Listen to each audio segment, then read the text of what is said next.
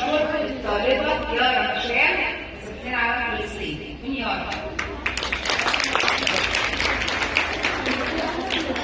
طب السيدة يارا.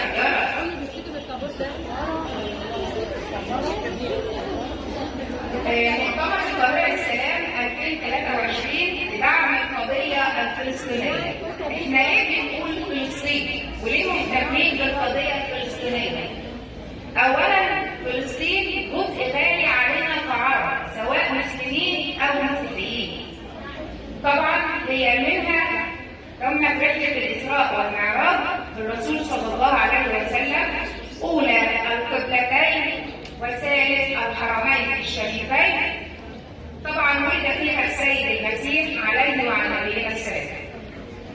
المؤتمر أمس كان بيضم 34 دولة بالإضافة لبعض المنظمات الدولية، ومن أبرز تصريحات المؤتمر الذي أكد عليها الرئيس عبد الفتاح السيسي ضمان التدفق الكامل والأمن السريع والمستدام للمساعدات الإنسانية لأهل غزة وتنقل فورا.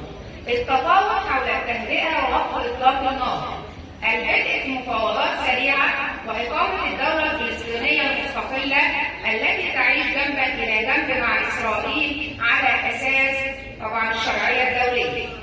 العمل بجدية على تدعيم السلطة الوطنية الفلسطينية الشرعية للاطلاع بمهامها بشكل كامل في الأراضي الفلسطينية. قال كمان سيادة الرئيس أن العالم لا يجب أن يقبل استخدام الضغط الإنساني للأجيال على التهديد. مصر تجدد التشديد على الرفض التام للتهجير القسري للفلسطينيين ونزوحهم إلى الأراضي المصرية في سيناء، وأن ذلك ليس إلا لتصفية نهائية للقضية الفلسطينية.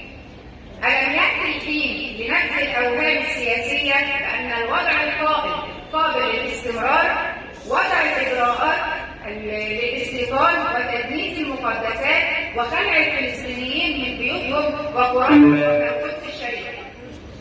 إن مصر دفعت ثمنا هائلا من أجل السلام في هذه المنطقة، بادرت به عندما كان صوت الحرب هو الأعلى، وحافظت عليه وحدها عندما كان صوت المزايدات هو الأوحد، وبقيت شامخة الرأس تقود منظمتها نحو التعايش السلمي القائم على العدل.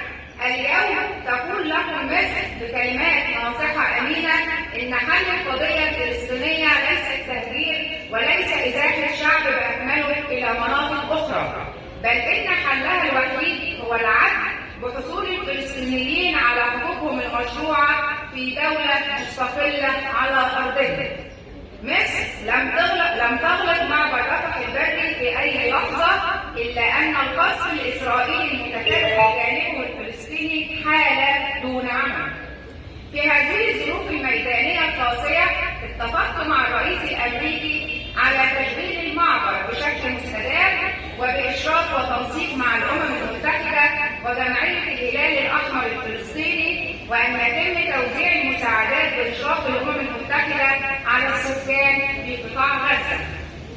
نحن أمام أزمة غير مسبوقة تتطلب الانتباه الكامل للحيلولة دون اتساع رقعة الصراع، بما يهدد استقرار المنطقة ويهدد السلم والأمن الدوليين. ده كان قرارات المؤتمر أمس بقيادة الرئيس عبد الفتاح السيسي، وبالفعل تم أمس فتح معبر رفح وعدت حوالي 20 شاحنة للمساندات الإسرائيلية في كلنا